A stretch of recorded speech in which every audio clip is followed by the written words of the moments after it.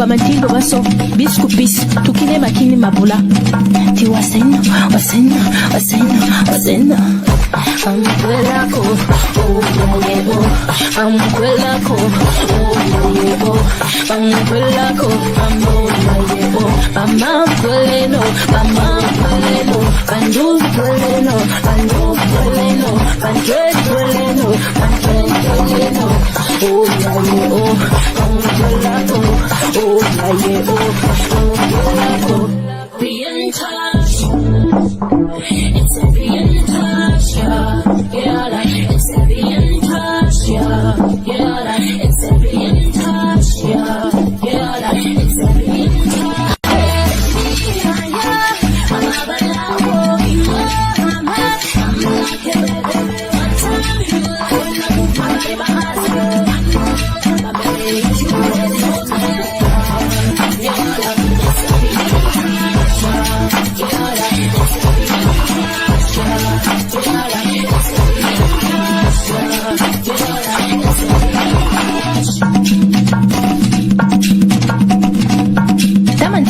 Dela kaba mantingo baso bisku bis tukine makini mabula ti wasena amkwelako oyebo amkwelako oyebo amkwelako amoyebo amakweleno andufweleno andredweleno oyebo amkwelako oyebo amkwelako. Be in touch. It's a be in touch, yeah, like it's a be in touch, yeah, like it's a be in touch, yeah, like it's a be in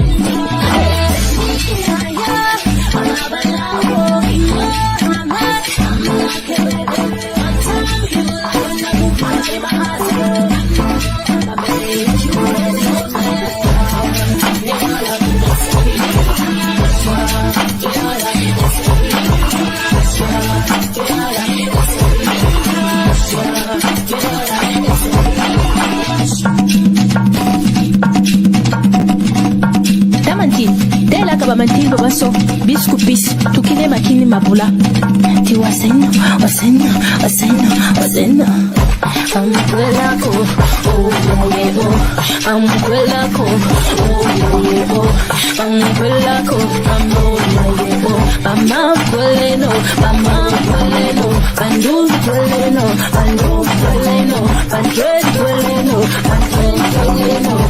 oyebo amkwelako oyebo amkwelako. Be in touch. It's a be in touch, yeah, like it's a be in touch, yeah, like it's a be in touch, yeah, like it's a be in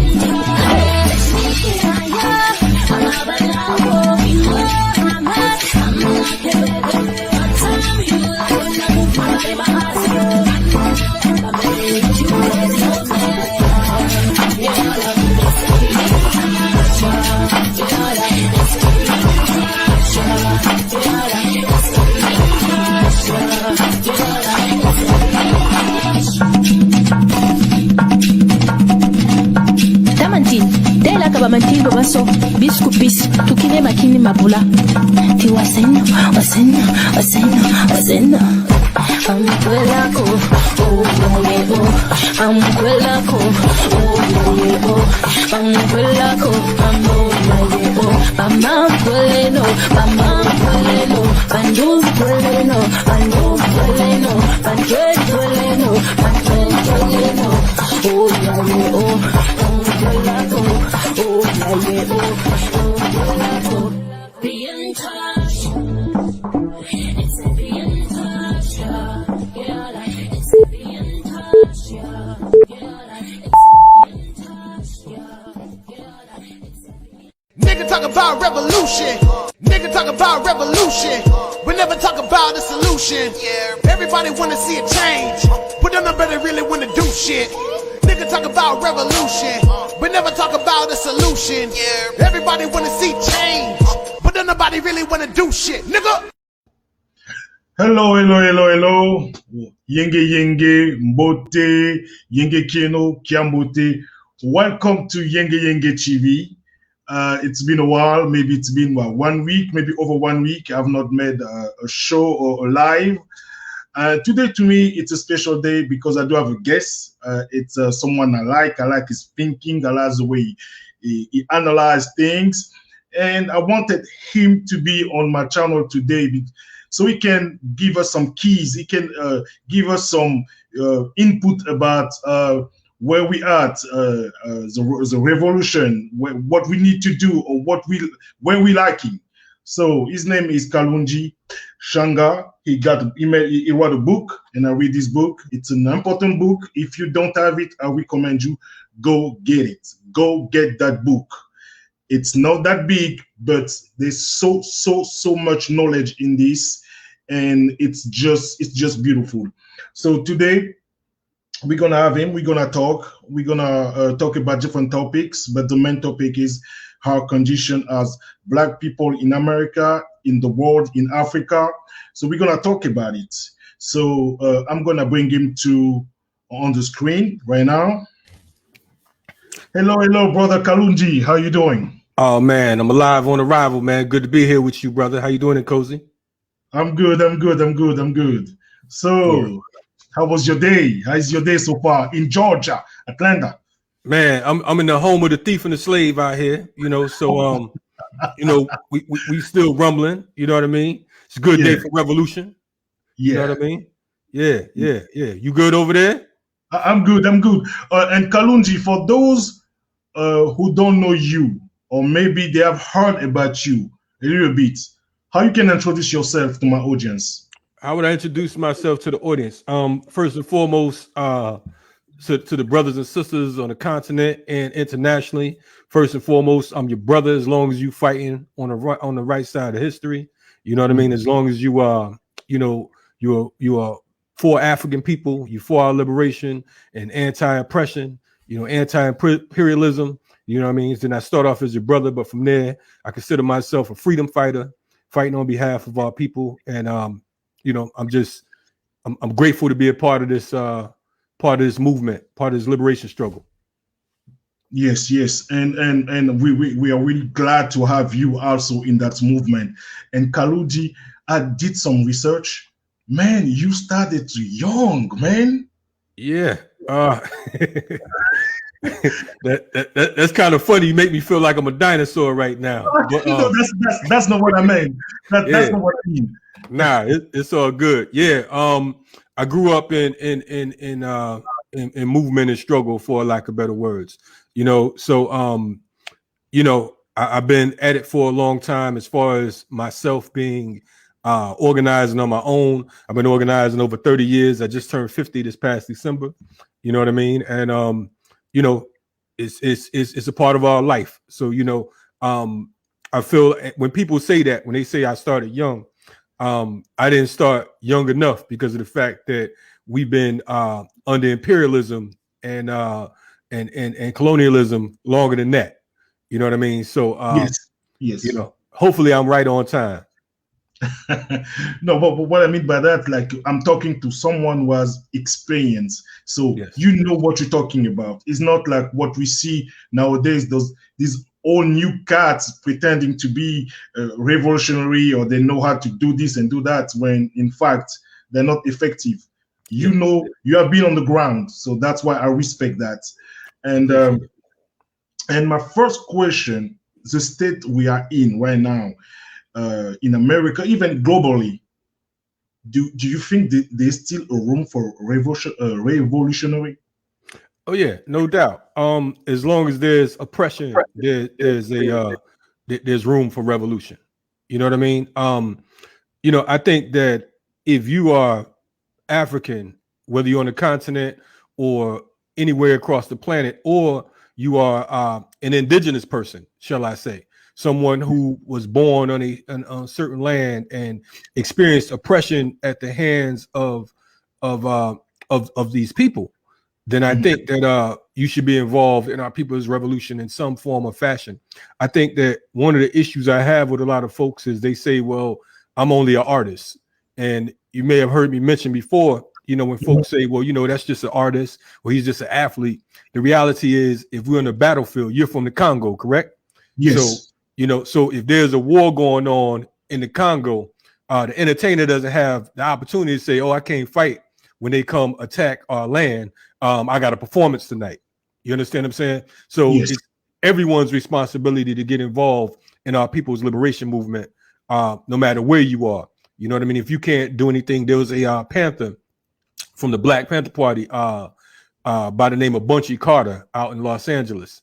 And Yes. one of the things he used to say, he said, if you can't do nothing but spit, then motherfucker spit. Mm-hmm. You understand what I'm saying? Everybody has, you know, you could do something. If you can't do nothing but yell, throw a rock, pick up a brick, you know, show your disdainment. Don't just accept, you know, the assault that's been for centuries, you know. And something else I want to say that's really important. And one of the reasons I was happy to come on your show and to speak to your audience is because of the fact that we have a lot of clowns out here who say that, you know, well, that isn't our fight. You know, our fight is in America. Or they say that's not our fight. Our fight is in Ghana, or our fight is in Guinea. Our fight is wherever oppressed people are across the globe. And that's the bottom line, particularly African people, because there's a saying, if they come for me in the night, they'll come for you in the morning. You know, so we got to keep that in mind. Exactly. That's why, you know, when I was like looking for someone, I said, I think Kalonji is the perfect candidate, because to me, you understand that the issue or the struggle is not just nationally, but it's globally. Yes, sir. You know, we cannot say, okay, we're gonna liberate this area, maybe America or Cuba, and we forgot about Africa, because imperialism is everywhere. Right. In fact, you know, when we talk about Africa, and again, speaking to our family on the continent, you know, I hear folks talk about reparations all the time, right? Yes. One of the issues that I would say I would have with the continent is that Africa should demand reparations. And the first thing that they should do is demand that our people who have been kidnapped and placed in all these different lands and islands and all that request or demand their return, because of the fact that, you know, my position, you know, when I hear folks talking about just money and all that type stuff, you know, we have political prisoners here in the United States. When I talk about reparations, the first thing I want is the release of our political prisoners. If you are at home and you're at war with a neighboring country and they have some of your troops, the first thing you want is your troops back. You don't care about let's just sign a peace treaty. You know, it's cool now. It's all right. No. Give us back my family. Give us back our comrades. And then we could talk about peace. You know what I mean? Even the United States, when the Iranians took American hostages back in 1979, they didn't say, okay, well, it's cool. You know, they said, no, we need these hostages released first. We're the only ones that get confused into thinking that we can have peace when they're still declaring war on us. Exactly. And unfortunately, you know, in Africa, in the motherland, man, our rulers, we have so many cons out there, man. You know, and I think the worst virus the empires gave us is fear. We live in fear, and it's unbelievable. And more years we go, we feel like we have embraced, you know, the culture, and we want to act and think like them. Yes. And that's across the board. That's just not, you know, I'm not going to put that on the continent. You know, that's part of, you know, their war strategy and tactics would be to control the minds and the spirits of the people, control them physically, of course, through, you know, enslavement and prison, so on and so forth. But control of the mind, if you control the mind of any man, woman, child, or animal, then you're at an advantage. If you can control some dogs to you know, to defend your stolen goods, then you already victorious. You understand what I'm saying? And that's how it is in living in a police state. You know what I mean? The minds of the pigs, the minds of the police are controlled. You know what I mean? So your brother can become a pig or a cop, and you know, and he'll turn you in or he'll hunt you down for the state because of the fact that he wants to feel like he's accepted. You understand what I'm saying? That's like the whole thing of when they talk about Stockholm syndrome. You know what I mean? They want you to feel love and support and understanding for your oppressor. You know, so that's one of the things that we suffer from right now. But you know, we're gonna win in spite of ourselves, though. Yes, and Brother Kalonji, I want your input on this. And this, it's something I've been hearing now for years, and it annoys me a lot. Yes. When I talk to my brothers and sisters here in America, and I talk about, you know, revolutionary, we don't need to negotiate. There's no negotiation with these people. That's right. Oh no, the way you thinking is wrong. Right now, we do have Atlanta, which is a black city with black mayors, black cops, so we're doing well. I'm like, are you serious? Listen, and I know you live in Atlanta, you live in over there, so give me your input. Well, as one of our comrades would say, the slaves run the plantation over here. You understand what I'm saying? So it's still a plantation. You know, that's the nature of neo-colonialism. You know what I'm saying? Because of the fact that you think because you have a black face, then it means you're successful. But we look at the continent of Africa and look at how many Negro sellouts are out there. Look at how many Negro sellouts are in Haiti and all over the world, in Jamaica and so on and so forth. So it's not about when I get pulled over by the pigs out here, you know, a pig is a pig. If you say you don't eat pork, you don't say, well, I don't eat white pig. You say you don't eat pork. You understand what I'm saying? So these pigs here are the same way. They're swine. They care not about you. They don't care about being black. You know what I'm saying? The mayor can be as black as the black in your flag right there, and the mindset could be as white as your hoodie that you have on. You understand what I'm saying? So we only get caught up in black faces and high places. You know what I mean? We're not confused by that. You know what I mean? Because of the fact that we know that when we're dealing with our enemy, they're going to send black soldiers to attack you because of the fact that you'll feel that you can relate more to these black soldiers when in fact these black soldiers hate you more than they hate their oppressor themselves. Yes. Thank you for saying that. That's so. I mean, it's powerful. And Brother Kalonji, from 30 years ago to now, what have you seen that has changed in a good way or in a bad way? I think in a good way. I think that you know, I'm happy to see that the youth are still rebelling. You know what I'm saying? I'm happy to see that there are uprisings across the planet. You know what I mean? Of course, if you look at news from the United States or news from European countries, you're not going to see these uprisings and rebellions. You know what I'm saying? They want to make it look like it's isolated, like what's going on in the Congo. Folks don't know that there's genocide that's been taking place for decades. You understand what I'm saying? Folks don't know about the wars and the bodies in the streets, so on and so forth. They just look at it as one mass of land. You know, so on the upside, like I said, I'm happy that folks are rebelling. Now, on the flip side, the disdain is there's an increase in ignorance, and the increase in ignorance exists because of things like social media. You know what I mean? Because of cell phones and the internet, so on and so forth, it doesn't require much thinking.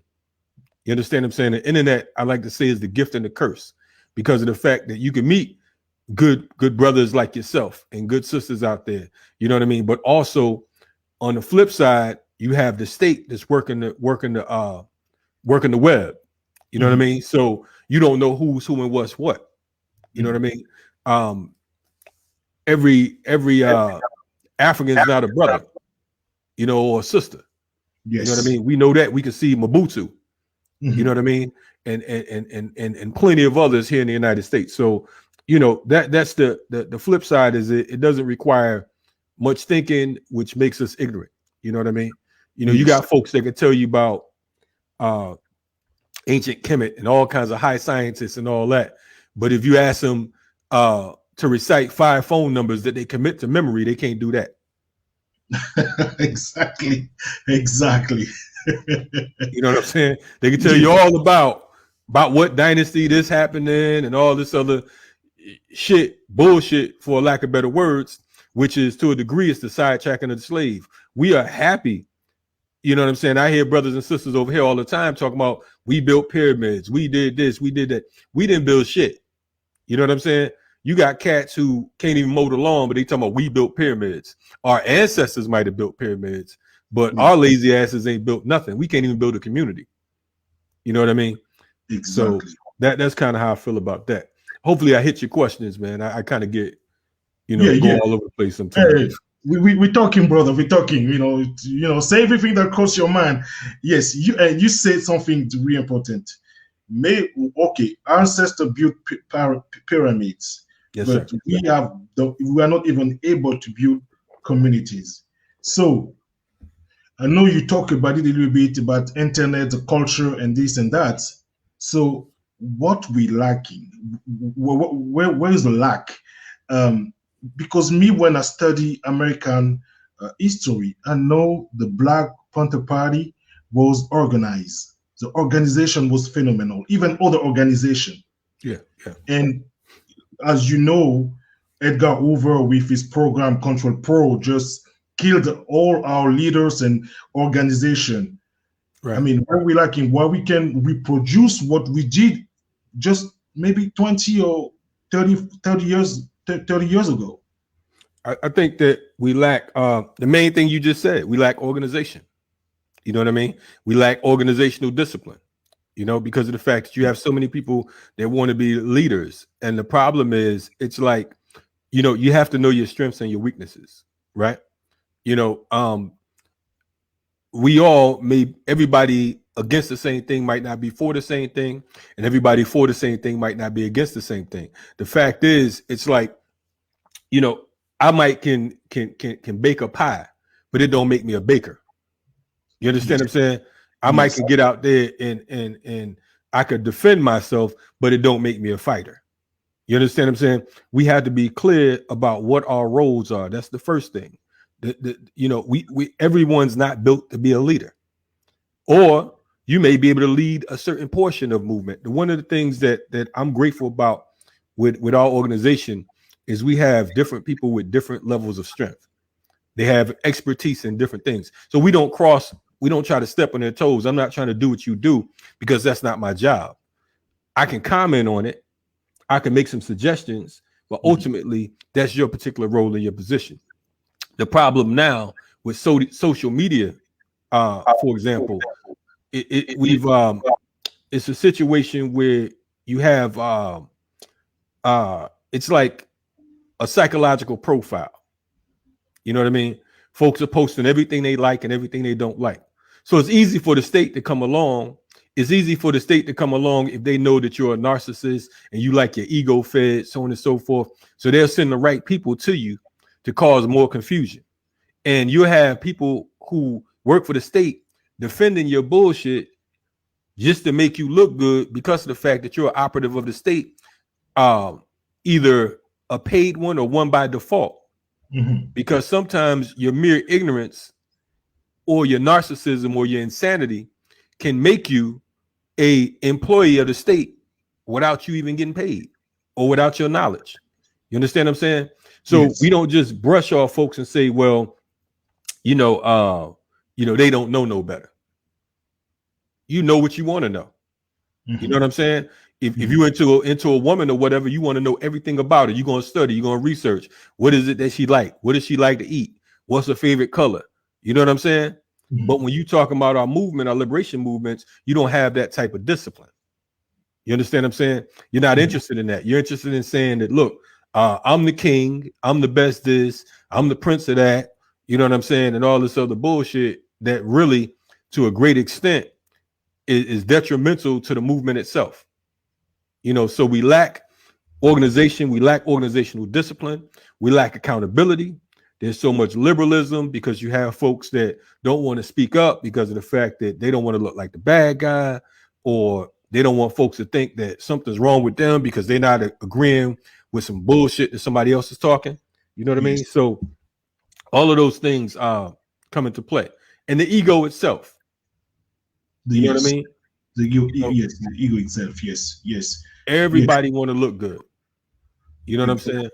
Everybody want to, you know, I mean, I remember back in the day, you know, growing up in the city, you know, if you were into the streets or whatever, street culture, whatever, you know, you know, if you had gold, you wore every piece of gold that you own.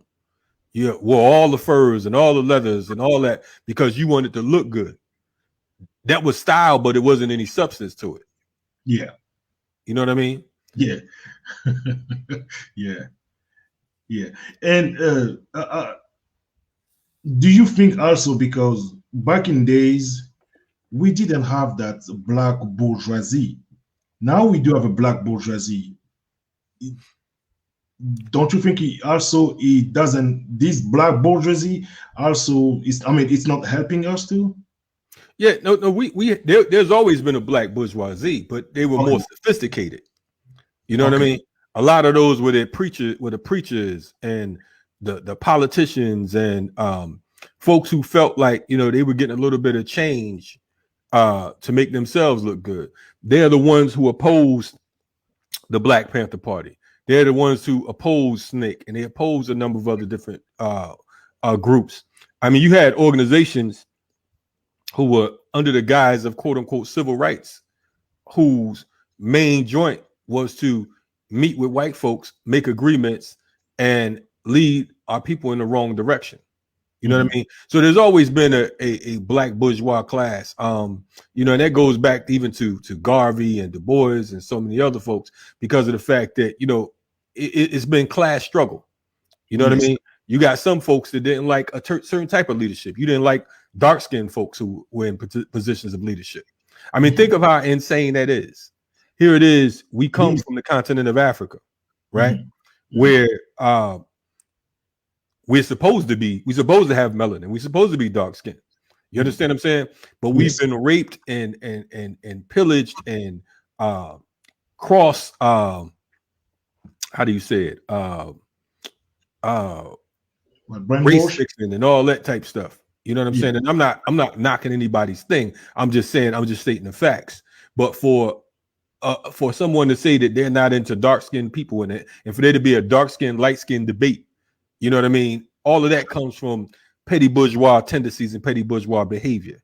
You know, colorism, it comes from that. You know what I'm saying? Rewarded for being of a lighter skin, rewarded for having a thin nose like our oppressor, or thin lips like Europeans. You understand what I'm saying? You know, we're rewarded for that type of shit. Whereas if you got a big nose and big lips and you're dark skinned, then, you know, don't trust him. You know what I'm saying? That's all psychological warfare that's been handed down by our oppressors. Exactly. And in your book, I'm gonna show it again. Please, guys, go get that book. Get that book. It's so good. In your book, you talk about how to build a people army, and you talk about family, and you say family, it's an important piece in our fight. Can you a little bit elaborate about it? Yeah, I mean, it's one of the things, man. I talked about family structure from a natural family structure and from an organizational perspective, because of the fact that, unfortunately, you know, we're all not born into the greatest quote unquote family structures, right? You have your the family that you're born with, and you have chosen family. You know what I mean? Which could be comrades or whatever. There are some folks that most of us have that we may be closer to than we are to our original the family we're born into. You understand what I'm saying? You might have been born into a family of sellouts. That don't mean you should follow family tradition and say, well, you know, we've been sellouts for 30 years, 4 generations. So I'm just going to keep this sellout thing going. You know what I mean? But family, that's your first cadre. That's your first unit. And the state sets up all types of trinkets and roadblocks to confuse us into thinking that we don't need a family structure. Now, being a realist, you're not going to always get along with your physical family. You understand what I'm saying? You might not always agree with them. You know, you do the best you can with that. You know what I mean? For example, one of the things I talked about in How to Build a People's Army is, you know, we have quote unquote holidays. Now we all have different family members who have certain beliefs, right? And we may say, look, I don't mess with that. I don't celebrate this. I don't celebrate that. But we also know that it might be quote unquote Christmas when all the family gets together. Yes. So your protest shouldn't be against the family itself. Your protest might be against, I don't deal with pagan holidays. And that's cool. There's nothing wrong with that. But you don't have to be at the dinner table on some bah humbug, like, oh man, you know, you niggas ain't this, whatever, boom, boom, boom. It's your family. You know what I mean? So you unite with those issues you can unite around. The fact that you can spend time with them, that's a blessing, because we're here on this planet for a short time and we keep it moving. I know NKOZI, you coming from the continent, I know that there's family that you quote unquote don't fuck with. You know what I'm saying? You're right. How do I know that? You know what I mean? You're right. You know, but that's the reality of life. You know, but then you have extended family. You have certain comrades or whatever that you know that have your back regardless. That's not going to let you fall down. That's not going to let you embarrass yourself. You know what I mean? They're going to tell you when you're wrong. You know what I mean? So family is an extension from yourself. You know what I'm saying? You know, it is an extension. It is a human thing to want to uphold family. Now, you may get in a relationship and things might not work out. So again, you find a way to make it work in the best interest of the whole. You know what I mean? But yeah, so I hope I answered the question, man, without going all around the world. Yeah. And also in the French side right now, it seems like people are starting to get a little bit more conscious and they're waking up a little bit. But they're struggling. They're really struggling with, for example, you talk about like pyramids. They're really, really into history, and like we have to take our history back and this and that. And the movement here, the movement in the French side, it's called Kemet, from Kemet, so Egypt. Okay. Right. And they're rejecting everything that Europeans, even the religion, and it's even breaking up families right now. There's some people. I mean, it's Christmas. I don't want to be with these people, even they are my family. Right. And in your book, you said, I mentioned it. You said something like, even churches, even the Nation of Islam, needed to make money. I don't know if you remember that. You said it in your book, and you even said even people have the right. I mean, the chapter I think is we don't have to struggle to struggle. And people also have the right to not just come and give the service for free. Yeah. What? Let me clarify that. Yes. Okay. I think because I want some clarification. Yeah. Now I think I'm understanding what you're saying. Yeah. So what I mean is I don't mean and I'm not sure, I haven't picked up the book in a while. Yes. But you go ahead. Yeah. What I'm saying is, you know, I understand why some groups sort of stick to themselves because of the fact that, let's say for example, you and I, we have a spiritual system. I'm not even going to say a religion, right? Yes. And we have, let's say 20, 30 people with us. And we all believe that we should get land of our own. We all believe that we should grow our own food. We all believe that we should train together and we should think together. And we're out here in this world And the rest of these individuals around us, they like the hell with that. You know what I mean? We like this system. You know what I mean? I understand what I mean by that is I understand that you've been in a situation where it's self-sustaining. You understand what I'm saying? Not that you should charge for everything you do. I don't believe in that at all. You know what I mean? If you can help your brother or help your sister, then that's all good. But on the flip side, I also believe that there are folks who walking around talking about, you know, buy black, right? When they're selling something. But when it's time for them to buy from you, it's like, oh, brother, I can't get a hookup. Yes. You understand what I'm saying? So I'm saying that if we're going to support each other, let's support each other the way we want to be supported. You understand what I'm saying? When it comes to the church and to some of these other messianic organizations, I don't necessarily subscribe to what it is they do. However, I'm one of those people who believe that right now we have more similarities than differences. And unfortunately, the differences are created by ourselves. We have the right to not have differences. We're talking about revolution. I can't have a revolution with just the folks I know. You understand what I'm saying? Exactly. So you might pray differently. You might believe in whatever. That's your own personal shit. One of the things that Malcolm said, he said, go in the closet and put your religion on the shelf, and then come out the closet. And I'm paraphrasing, but come out the closet ready to, you know, to work, to do battle, whatever. We have to put our differences aside, and we can't dwell on the BS unless it's a principal contradiction. If it's a contradiction, if it's on some you know, some European bullshit, or you on some R. Kelly shit or something like that, that's a different program. You know what I'm saying? But if we're saying that we all need to eat, we all need food, clothes, and shelter, then let's work on the food, clothes, and shelter. We need to defend our community. Let's work on defending our community. Then once we take back what's rightfully ours, then we could deal with our disagreements. Then we could say, look, you know that white Jesus is some bullshit, right?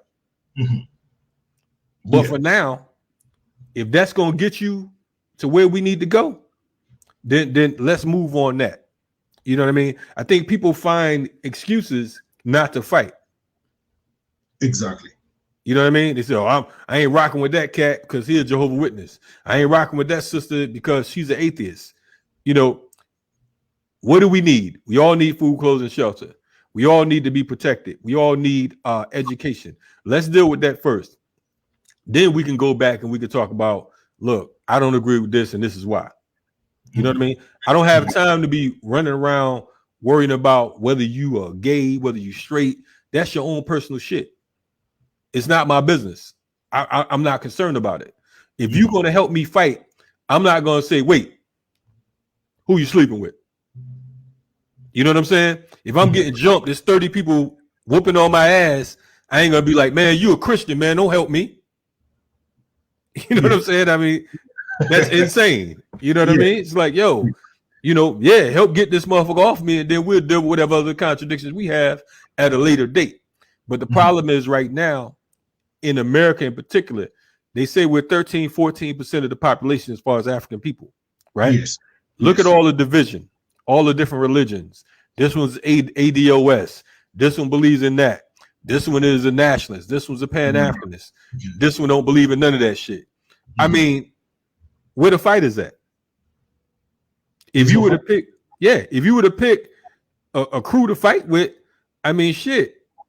You know, we have so many expectations, and we sound like, you know, some of these folks that get in relationships that have these high expectations that they don't even meet. You know what I mean? Yeah. I want a man with a 6-figure salary. I want a man with, you know, that drive a BMW. I want to, all that shit sounds good. Right. 6 tall feet, whatever. Yes. Yeah, all that. Meanwhile, they catching the bus and single with 5 kids. You know what I mean? And that's not, and they go for the men too. It's not an attack on sisters for anybody that want to jump up on that. I'm just saying we have these expectations that are unrealistic, and that's how we are in this world right now. If we just decided to pool our resources together. We decided that as African people globally, that we were going to turn our back on these people, and that we were going to strengthen ourselves from the core, then it'd be a whole different outcome. But since we don't do that, you and I, we're not even supposed to be on this call. We're not supposed to be on this thing together. You know what I'm saying? You're right. Yes, you're right. Oh man, because Africans don't believe whatever. I don't see him helping us. I mean, where you been to see him help you? You know what I mean? Yeah. What have you done to help Africa? And then you got folks, Americans talking about Africans living in America, talking about moving back to Africa to help Africans fight. I don't believe you if you got dudes selling drugs on your stoop. If the block you live on is infested with all types of murderers and rapists and so on and so forth, you mean to tell me you're gonna go to the Congo to help fight? And your ass can't even clean up your block?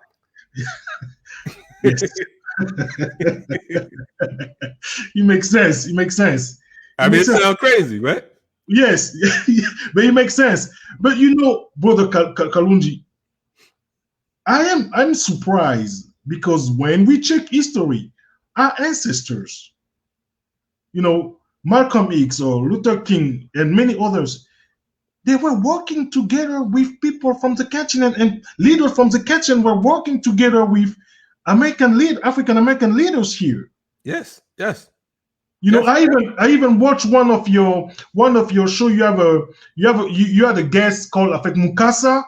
His story was amazing. So the connection was there. We were working together. Yes, all over the continent, and that's because of the fact that when you understand revolution, you study revolution home and abroad. When you are serious about being against your oppressor, you got to know what's going on in Venezuela. You got to know what's going on in Jamaica. You got to know what's going on in Haiti and Nicaragua. You got to know what's going on in the Congo. You got to know what's going on in Ghana, Guinea-Bissau, in Togo. You know what I'm saying? In South Africa, you got to know who are the fighters, who are your allies, who are your troops. Folks talk about moving to the continent and they don't even know who's who. Exactly. You got Africans on the continent that are slicker than a cat in Harlem. You know what I'm saying? You got some. I mean, just because of the fact that you live on a continent, don't mean you righteous. You know what I'm saying? Shit, I got some slick cats I know on the continent, man. They'll take your goddamn wig off your head. You know? Exactly. Exactly. Shit, sweet if you want to. You know what I'm saying? So So the thing is, it's like, only when you're serious about our people's liberation will you look for assistance and look to assist brothers and sisters across the globe. Because at the end of the day, the majority of the Africans that live in America come from the continent of Africa. We were kidnapped and dropped off at different ports. Dropped off in what's called Haiti now, dropped off in what's called Jamaica, dropped off in Brazil, Dominican Republic, so on and so forth. But we have these differences. Think about how crazy this is. We go back 500 years, and all of these people come from your family. You're the grandfather, the great grandfather, and these are all your children that was dropped off in different ports. You understand what I'm saying? And they begin to raise their children. They have a disconnect to you now. But now these children are now fighting each other. They don't help. I don't see them helping us. You come from the same seed. You understand what I'm saying? Look at how insane. Can you imagine being a grandfather and these were your children? That's going to be painful to see. Yeah. I mean, if they could have looked down the barrel of time and saw that, they probably would have killed themselves before they allowed themselves to be taken into captivity. And some of them did. Some of them jumped off of ships, off the boats. They did. You know what I'm saying? Knowing that many of them fight hard and lost their life. Right. Right. Yeah. But I mean, we're not looking at it like that. We're just so we look at Africa as some mythological place. You know what I'm saying? Folks don't know it's 54, 55 countries on the continent of Africa. You understand what I'm saying? They don't know it's over thousands of dialects, thousands of different languages spoken. Cultures, yes. Yeah, yeah. different cultures. And let me tell you this story. You know, brother Kalonji, when I got here and I was going to college, first year, I could not speak, I could not read, I could not listen English. So when you were speaking to me, I was scratching my head like, what the brother is saying, what the sister is saying. Right. And I was talking to one of our sisters, and she asked me, how did you get here? And I told her, you know what? I swim in the ocean for 3 months. And she believed me, and she said, really? That's amazing. I'm like, wow. He was funny to me. Hey, you can tell somebody that now and they'll believe you. You know what I mean? Because of the fact that, you know, that's the imperialist mindset. Yes. You know what I mean? And I'm gonna say something else, man. Even in our oppression, we arrogant. You understand what I'm saying? Yeah. Even in our oppression, we arrogant. There's Africans here in America that think that we're the only ones that were enslaved, or that for some reason we had the worst type of slave master. You know what I mean? You know, there's Africans that don't know about rebellions that took place all throughout the diaspora. It wasn't just in Haiti. You have rebellions in St. John and St. Croix and all over. All over. You know, the U.S. as well. You know, so we didn't just accept this. We fought. There's some youngsters now. I see them talking about this isn't our grandparents' fight. You know, I mean, I don't know what kind of sucker grandparents you had, but my grandparents fought. You understand what I'm saying? So, but it's the ignorance and the arrogance. It's one thing to be ignorant, but to be arrogant and ignorant is a hell of a combination. Yes, it is. It is. It is. And Brother Kalonji is the same in Africa, because, and when I talk to my brothers from Africa, I always tell them, don't think that the struggle is just here. It's global. What is going on here? It's going on in America. It's going on to the Dominican Republic, in Haiti, everywhere. Yeah, France and anywhere else, Spain. Yeah, yes. Wherever we are and they are, it's a problem. Yes. You know, we think we're free, but none of us are free. Zero. It's an illusion. That's right. Because now you're driving a BMW, you have a iPhone. That's not freedom. That's imperialism playing with your mind. Absolutely. Absolutely. It's a false sense of security, a false sense of belonging, and a false sense of success. There's a rap group called Little Brother, and one of the lines from one of their songs is they said, do you really want to win, or do you want to look good losing? We look real good losing. Brother, say it again. Say it again. Say it again, please. Say it again. That's so powerful. Say it again. Say it again. Do you really want to win, or do you want to look good losing? And that's exactly where we are right now. We look so fabulous losing. You understand what I'm saying? We're walking around with the biggest chains and the biggest whips. You understand what I'm saying? We are impressed by bullshit, for lack of better words. You know what I mean? When in reality, everything that's real is being smothered. You know, I mean, there's debates online right now. I just saw someone asked me about these two clowns on YouTube, Kevin Samuels and Umar Johnson. Johnson, yes. Total distraction. Here it is, brothers and sisters being murdered in the streets, being gunned down, people starving across the planet. And when I say being murdered in the streets, I'm talking about from the US to the Congo. You understand what I'm saying? Murdered in the streets, blood flowing in the streets. And you clowns are debating and we're wasting time. That's sidetracking right there. We should look at them as enemies to our people, because of the fact that they talking about bullshit when all this real shit is taking place. Someone just lost their life. Someone's mother just lost a child. some child just lost a father, and you sitting there debating on some nonsense. You understand what I'm saying? Mhm. You know, so to me, that's the sidetracking of the slave. That's the Negroes trying to confuse the rest of the plantation. You know what I mean? So you know, we got to be on the right side of the barricades, man. We got to make sure that we're on the right side of history, and that you know, we're working towards our advancement.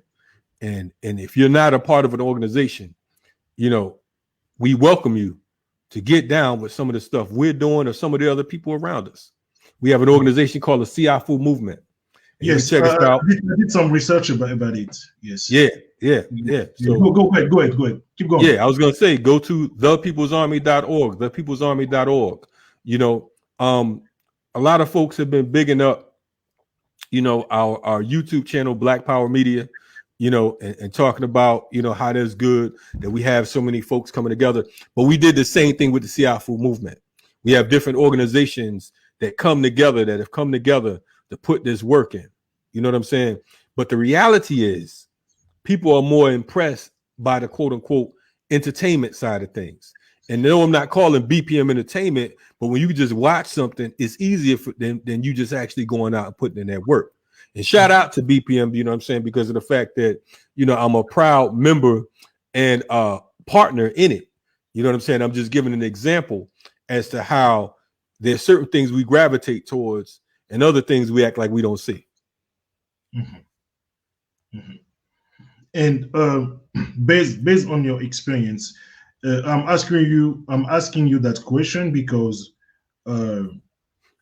yes, I live here. It's been years, and I'm more into what's going on here. But sometimes I try to look over like what's going on the French side. This is what I've been hearing, that we don't need an organization to make progress or to go to make a revolution. Me personally, I don't believe in that, because when I check into history, all our leaders, most of them belong to an organization. Hey, listen, brother. You know how I respond to that? Go ahead. Imagine if your body had no organization. Imagine if your eyes decided to do what it wanted to do. One leg decided to go to the left. The other leg decided to go backwards. Your mind decided it was going to do this. The heart said, I don't feel like beating today. The liver said, I'm not going to hook up with the blood. You understand what I'm saying? Organization is a part of the world.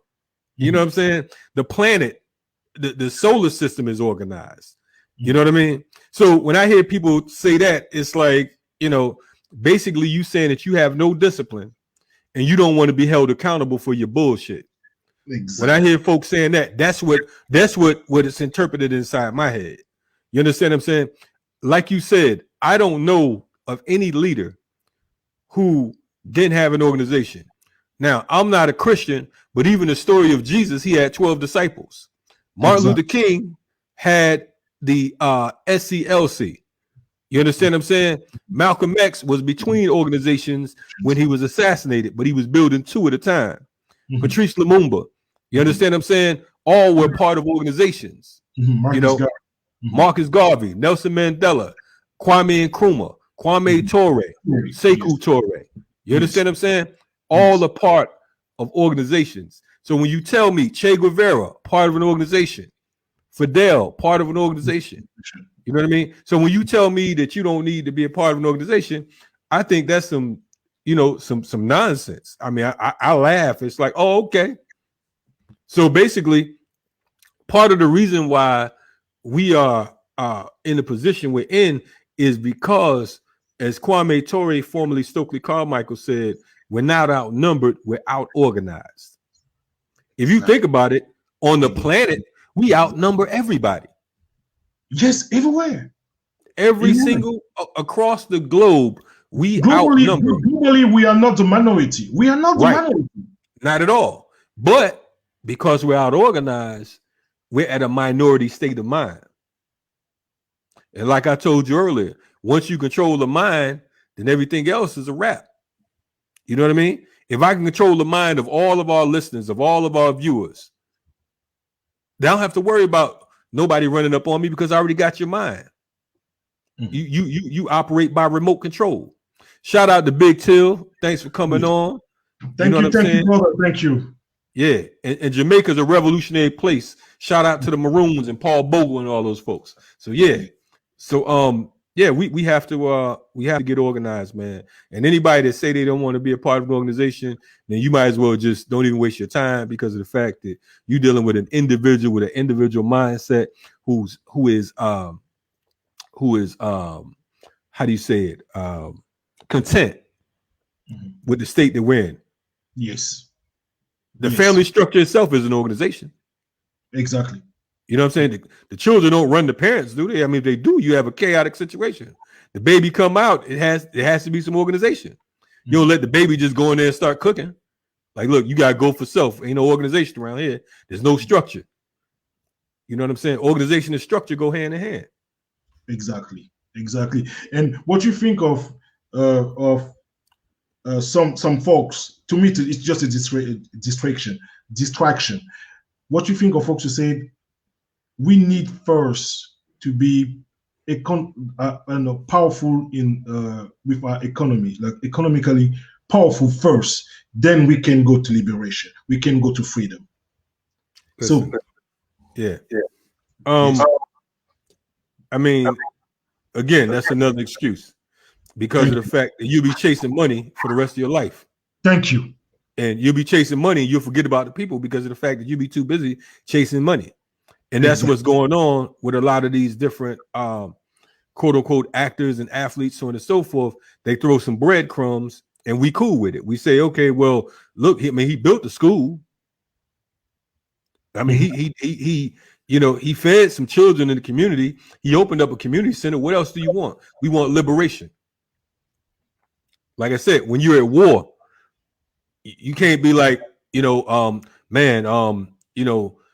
NKOZI, where you about to go? Oh, nah, man. You know what I'm saying? I already shot 3 of the enemy. I'm like, we're in the middle of the battlefield. Like, I'm going to go home and take a lunch break.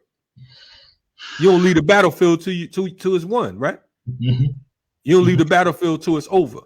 We going to win in spite of ourselves, man. It's just a need for discipline, a need for study, but group study and political education. I'm looking at some of your books in the background. Those are books that folks should be reading. You know what I'm saying? And should be studying. Sheikh Ante Joke and Dr. Ben over there. Yeah, you got Dr. Ben on the other side. Yes. I've worked with and learned from Theophilo Benga, who worked with Sheikh Ante Joke. I worked with people like Dr. Ben and Dr. Clark and all these folks, whatnot. Mm-hmm. You know what I mean? So you study not only from the scholars from that particular perspective, but you study from the freedom fighters as well. Exactly. You understand what I'm saying? Exactly. And there's a difference. Mm-hmm. With the movement, there's accountability. You understand what I'm saying? There's responsibility. And then you have the quote unquote conscious community. There's no accountability and no responsibility. It's just some shit. But knowing and doing is like they say, knowing is half the battle. You know what I mean? Mm-hmm. So with folks like yourself and a lot of the brothers and sisters that we're running across, is an honor and a blessing to be able to dialogue and to and to have these quote unquote meetings of the minds, for lack of better words. You know what I mean? Because of the fact that sometimes you get some folks who read so many books that they just end up dumb. Say it again. I mean, because of the fact that there's no hands-on experience. I know folks that have I know I've been around some folks that hit me with so much theory, and they'll be talking about people that I know personally and trying to school me on what's going on with the people that I'm that I walk with. Mm-hmm. I was in a situation one time with one of the co-founders of one of the 60s movement eras, one of the organization co-founders, and we had another cat telling us about that organization, and the brother who started the organization was right there. I already introduced the dude to him, but He was so arrogant. He's trying to tell him what went on during that particular era, and he's younger than me. He was nowhere to be found. You know, but that's the thing. Yeah. Arrogance. So yeah, arrogant and ignorant at the same time. You know, but yeah. Yeah. This is why I always tell to my audience, like you said, knowledge is half of the battle. Yes, it's sir. not the battle. No. And don't be a prisoner of books, Right. because there's a reality out there, and we need to have experience. You know, Yeah. there's some folks, I mean, they're expert in books. They can talk to you about the book, but Yes. when it's time to jump into action, they back down. Hey. You know, Theory without practice is dead. You know? empty rhetoric. That's right. That's right. Yeah. Empty rhetoric and fashionable militancy. That's part of the issues we have right now. You know, but to me, sorry, but to me, you can even people who say, okay, I'm a fighter, or I'm a Pan-Africanist. You cannot be one of them if you don't belong to an organization. Period. Because of the fact that you will cause confusion, and you will cause issues amongst yourself and the masses. You know, I like to shout out, you know what I'm saying, one of my brothers, Balogun Ojatade, who is founder of the African Martial Arts Institute. He's also a Yoruba priest, an Ifa priest, and he's also we co-found the Urban Survival Preparedness Institute. You know what I mean? One of the things that I appreciate from my brother is that we deal with the physical, mental, and spiritual. You understand what I'm saying? We get caught up in these in the terminology. One of the things that you know, he was talking about, you have folks talking about warrior scholars and warrior this. Either you're a warrior or you're not. You understand what I'm saying? It's not I'm a warrior scholar. If you're a warrior scholar, you're a scholar that happens to be a warrior. You're a warrior that happens to be a scholar. Pardon me. You know what I mean? So you got these folks, I'm a warrior chef. What does that mean? You understand what I'm saying? So the terminology, all that shit sounds good. The theory sounds great. You know what I mean? But where the practice at? You know what I mean? Don't beat me in the head with your philosophies and your opinions and your knowledge that can't be used for shit. That's like me having a Rolls Royce parked outside, but it don't have an engine in it. And I'm taking all these pictures in front of this Rolls Royce, and I'm letting folks sit in it the whole nine. And then you say, hey man, boom, my wife going into labor. Can you take us to the hospital real quick? Oh no, nah, this car don't run, ain't got no engine. It look good, but what good is it if it ain't put into practice? It sounds good, but what good is it if you can't make no moves with it? You know what I mean? So again, we get caught up in the superficial bullshit. Now, is that saying, you know, don't read? Hell no. I'm saying read to your heart's content, but also get an understanding, study with folks from all parts of the spectrum. You know, because of the fact that one of the issues I have as well is we have folks who dismiss the masses. Yes. You know what I mean? They want to make decisions for the masses.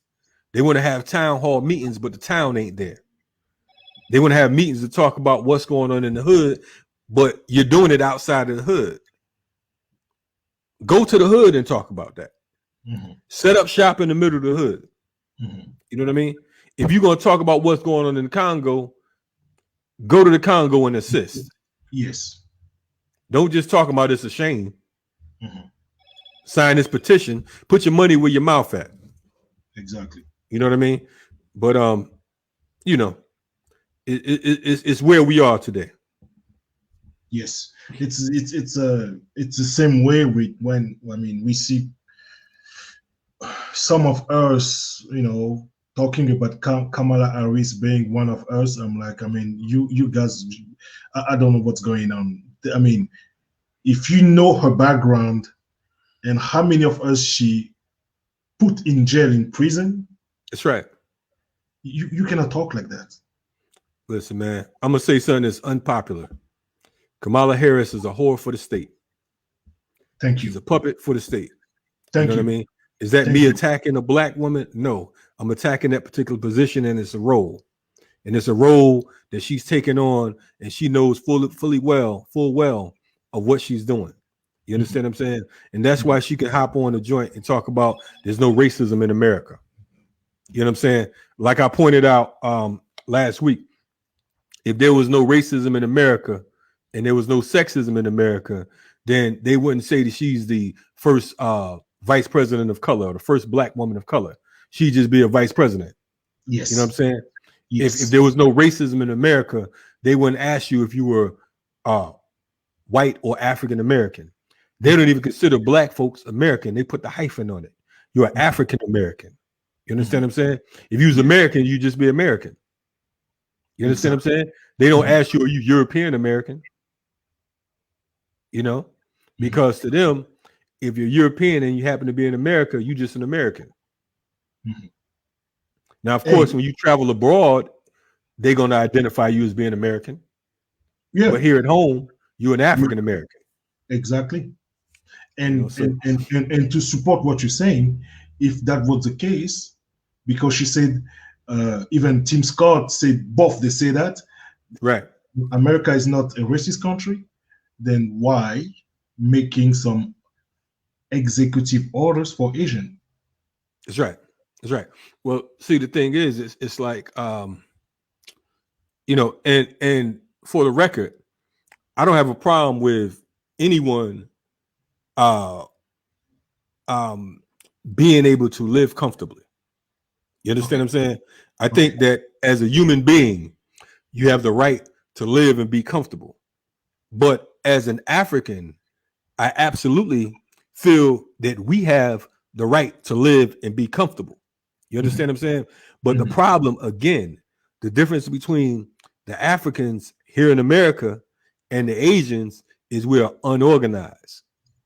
So much infighting, so many disagreements, so many folks are thrilled with the trinkets that have been handed down. They're cool with the trinkets. It's like, okay, boom, I'm going to give you this position. You know what I'm saying? I'm gonna make you the first black mayor. You're gonna be the first black police chief. You're gonna be the first black Martian. You understand what I'm saying? Anything to make you feel like you've arrived. Brother Kalonji, this is not new. No, not at all. Back in days we had mayors, right? Yeah. Okay. But the thing is, it's like, you know, it's psychological warfare. Again, with neocolonialism, they make you think that you're in charge. Exactly. They make you think that the black face in the higher place is the leader. When in reality, they're not running anything. This is the representative for us. They need it. See, America's a slick place, right? So the Bushes was so arrogant and ignorant with their bullshit, and the Clintons and all of them. So he's like, look, it's time to pull out a quote unquote black president, not a president that was born in the United States, or excuse me, that comes from the experience of what went on in the United States. But let's get someone that's safe to be president, right? Because because folks are tired of lying ass old white men, right? So let's get them a black charismatic leader. They say, cool. This time around, you had the whole Trump situation going down. Trump acting a fool, you know what I mean? And all these white folks raising up. Yeah. So now you need a black woman in the White House. You know what I mean? So let's throw rusty ass Joe Biden up, and he got to be smart enough to throw a Negro woman on the joint who's not even going to claim to be black. She'll be black by popular demand, and other times she'll be Indian and anything else she need to be in order to fit the profile. Thanks, you know thanks what I mean? Thanks for being clear about it. Yes. Yeah. So now, because you tired of racist white men, let's say, okay, I'm not racist. Look at this black woman that I'm putting in office with you. So it's all game. But the people, the masses, are getting hip to the program. You understand what I'm saying? That's not going to stop the rebellions. You know what I mean? Because of the fact that there's some folks who are waking up and they're realizing that the problem is not whether you black or white. The problem is the state itself. Mm-hmm. The state itself is the main problem.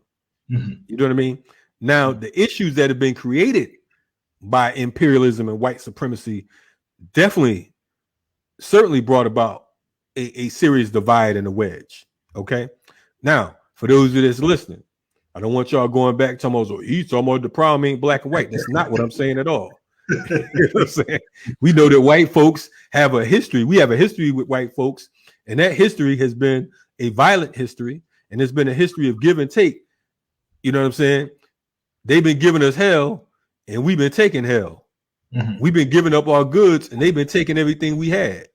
Mm-hmm. We invite them to dinner. They take the whole goddamn table. Yes. And the house. Mm-hmm. Leave you outside. You know, so that's just the way it is. So I'm not saying that, but I'm also saying that when you talk about white supremacy, mm-hmm. it's not only about a white man. You could be black and promote imperialism and white supremacy. A black agent. Absolutely. So that's where we are right now. That's where we are on the continent of Africa. We have so many different, and we would think that we would learn that here in America just by looking at Africa. You know what I'm saying? Look at all the sellouts and the puppets that have been existing for decades and centuries. Yes. You know what I mean? Mm-hmm. You know, so we can't be confused by, you know, like Imam Jamil H. Rap Brown would say, to be black is necessary, but it ain't sufficient. Exactly. Say it again, brother. Say it again. Oh man, this is powerful. Say it again, brother Kalonji. Black is necessary, but it ain't sufficient. You know what I'm saying? When they sending the enemy towards you, the enemy going to look like you. If they send a white boy, you gonna have your radar up automatically. You're gonna be like, what this white boy trying to do right here? You gonna already be suspicious. But they send a brother with a dashiki on, with a nice African name, you know what I'm saying? And a few sisters walking behind him, then he's all right. You know what I mean? He ready for revolution. He talking tough. He got a lot of YouTube followers. Mm-hmm. Check out his Twitter account. He the real deal. Yeah. You know, so we're in a bad state of mind, man.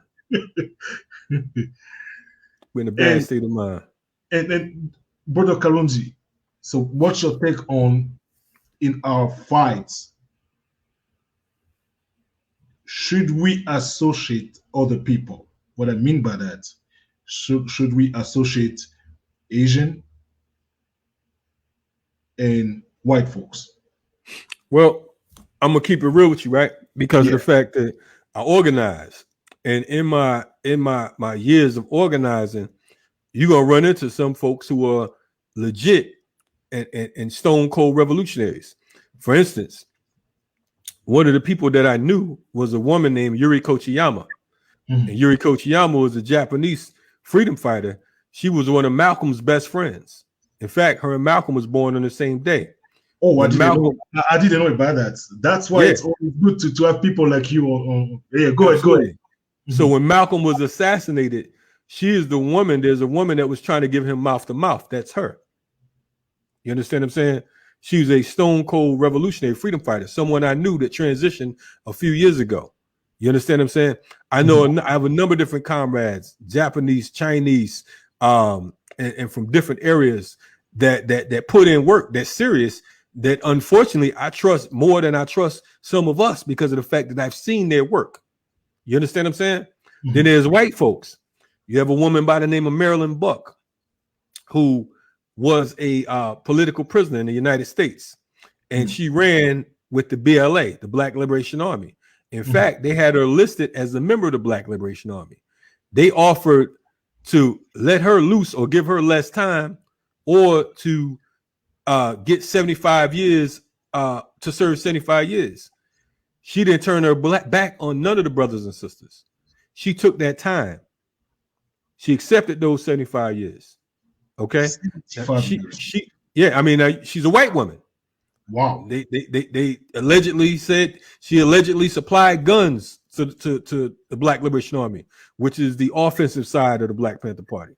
But what happened was she ended up becoming terminally ill with cancer while in prison. They let her out and she transitioned five days later.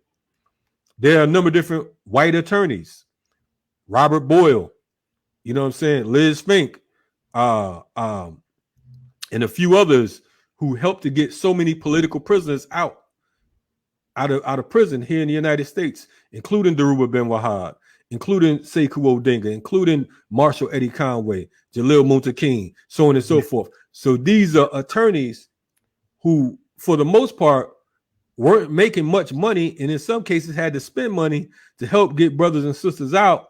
Whereas some of our own folks was just like, look, man, I can't keep keeping this case up. He already guilty, so on and so forth. I've been fighting this fight for 3 years. I got to make some money. Now, I'm not saying that's all, folks, but I'm just giving you some examples because you asked. I worked on a Troy Davis case here in Atlanta. I don't know if you remember Troy Davis. Yes. Yes. So I worked directly with his family. In fact, I was a pallbearer at his sister's funeral. His sister Martina and I were good friends. Their mother, Virginia Davis, who was born the same day as Malcolm, she died in 2011. Troy was executed on September 21st, I believe, 2011. And Martina transitioned on December 1st, 2011. So 3 funerals. I went to all 3 of their funerals, but I was a pallbearer in her sister's funeral. Now I'm bringing them up because of the fact that we worked with folks like Amnesty International. We worked with folks like Georgians for Alternatives Against the Death Penalties. We worked with folks like the NAACP and the National Action Network, so on and so forth. From a grassroots standpoint, we did that work. However, these are people that was working with the family, particularly Amnesty International, before we came on board. A lot of these folks were white folks, white attorneys, so on and so forth, but they fought tooth and nail, and we organized together. We did a number of different campaigns because we were dealing with coalition work. And when you're building coalitions, you know, sometimes you have to work with a little bit of everybody because of the fact that you're looking to get free.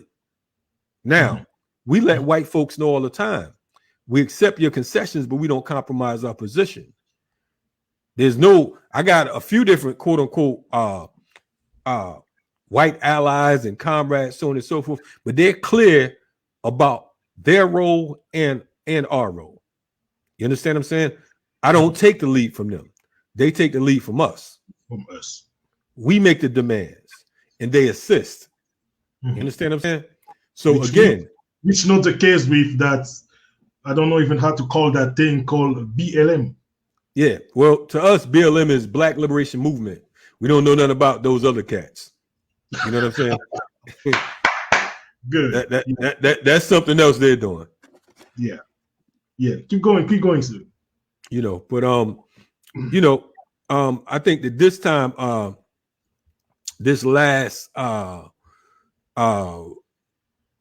what do you call it? Last rebellion is the first time in my years, in my days, that I actually saw white folks in charge of a rebellion and black folks following them along. I've never seen that before in my life. So I knew that at that point. Malcolm X warned us about it. He told us we should know better. Yeah. But see, the thing is, unfortunately, there are a lot of sincere forces. There are a lot of youth that are sincere with what it is they're doing, but many of them haven't studied and haven't come under the right leadership. You know what I mean? So when you don't have political education, you don't have proper politics, then you go off emotions. You understand what I'm saying? And emotionalism and sensationalism is what has us fucked up right now. Part of my English. You know what I mean? Okay, good. Because some people. We're free here, man. We're free. Yeah. No, I'm free everywhere. Yeah. Some people, they're like, oh, that's a curse. To me, the English language is a curse. You understand what I'm saying? The fact that we're African people and we have to speak English is a curse. Speaking French and Spanish is a curse, and Portuguese is a curse to me. You know what I mean? But that's a whole nother day. But So you know, we have to be serious about our liberation, just as serious as they are about their imperialism, as serious as they are about their domination. We have to be about our liberation, you know. And until we arrive at that particular juncture, we'll still be, you know, on the plantation, talking loud and saying nothing. Yeah. Yes. And I want to shout out to Big Tail, Gemini, Dajorian. Welcome to my channel. How you say his name? You said Jadorian. Yeah, Jadorian. Welcome. No doubt. Niambi, no doubt. And Niambi. Thank you for being here. Thank you. Yes, yeah. Okay. Yeah. All right.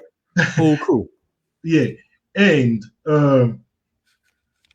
you said it. Political education. We're lacking of it. Our youth, our people. Because Quatrain Pro, the Edgar Hoover program, never went away. No doubt. I mean, that's what I mean, their tool that they use against us is our ignorance. They're victorious because of our ignorance. Nothing else. Our ignorance, and I say our lack of organization. Those are the weapons that they use against us. They count on us to remain ignorant. They count on us to remain unorganized because of the fact that they know that we can't win. You know, again, we talked about, organization earlier, and folks talking about not wanting to be a part of an organization. The fist is an organized front. All of these fingers are coming together, right? Exactly. You can knock something out. You can hammer fist them. You can do whatever you need to do. Cross, jab, whatever.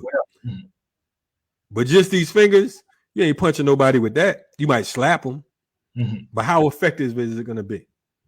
You know what I mean? So we need that organization. All these separate fingers, if this finger decide to go that way and this one going that way and that one over, that's not going to help us. You know what I mean? So our organization is what's going to win us over. Our organization and our intelligence, not just studying from, being a know-it-all, because of the fact that, a lot of our people actually think they're thinking. They think that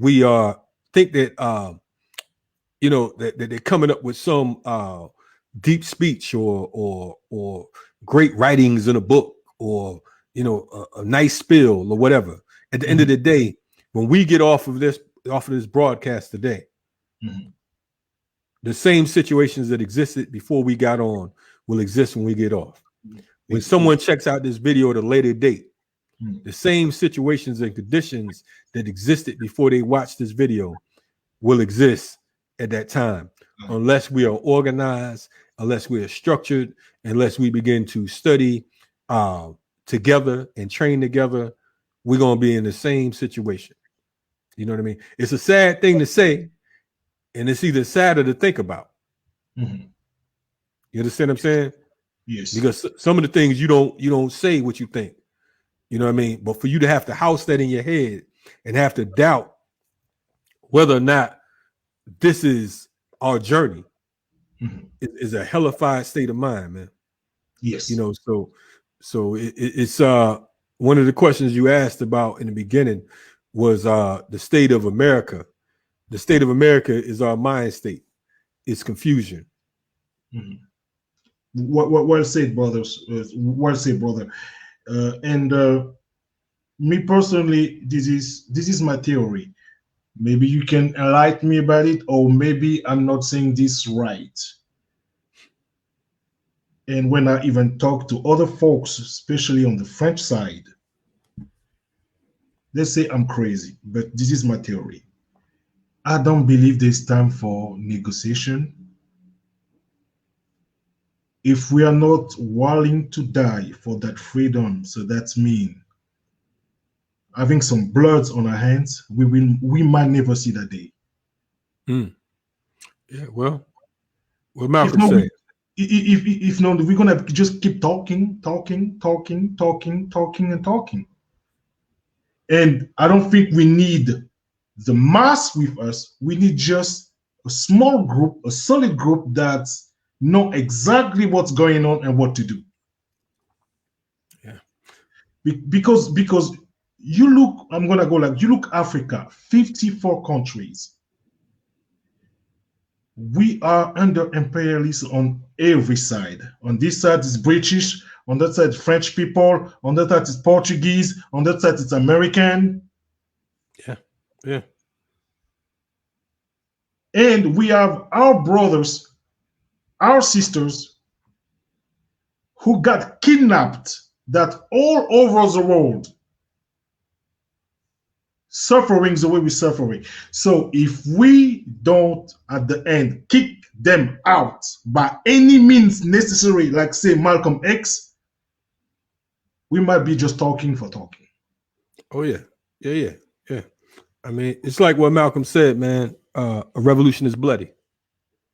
Thank you. You know what I'm saying?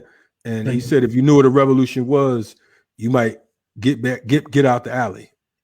You might get out the way, because of the fact that, you know, our people are afraid to live because they don't want to die. Yeah. They're afraid to live because they don't want to die. But I'm here to tell you, or to remind you, Yes. that we all got to go. There's no fountain of youth. There's no magical powers that's going to come along and save you from the ultimate. You know what I mean? Mm-hmm. At the end of the day, no one leaves this life alive. So wouldn't it be better if you were able to leave on your own terms than to leave bowing down? Wouldn't it be better if you were able to leave with dignity than with one of these crackers' knees in your neck for the whole world to see? They killed George Floyd. They murdered George Floyd in front of the entire planet. I mean, I don't think. See, the thing is, I don't think what we really grasping here. See, we're not putting ourselves in George Floyd's shoes. Mm. Not only did this bastard put his knee on his neck for over 9 minutes, he did it on tape. And now, whenever, out of all the work and all the life that George Floyd had, the thing that he's remembered for most out of his entire life is leaving this earth with a cracker's knee on his neck. Imagine if you had to leave this planet and that is how you had to go. That is how you had, after all you've learned, after all you've been through, after having children, and after being someone's child, and living your life and working and doing all the things that you had to do, all the plans you've ever made, and your clock runs out with a racist cracker with his knee on your neck, and everybody sees it. Yeah. Not just you feeling it, but the generations to come, your children's children. Mm-hmm. Your children's children would know that their ancestor Mm-hmm. was murdered by a racist white boy with his knee in his neck, and they can go back and see it. Mm-hmm. While other Africans stood by yelling and screaming and calling names, but not one of them was brave enough to pick up a goddamn brick or a bottle and bust him in his goddamn head. I would never want to go out like that. And this is not for me to, I'm not trying to belittle. I'm not trying to disrespect George Floyd, but I'm just only simply trying to put my mind in that space, because I couldn't imagine it. I couldn't imagine it. Yeah. Claude McKay, the writer, said, if we must die,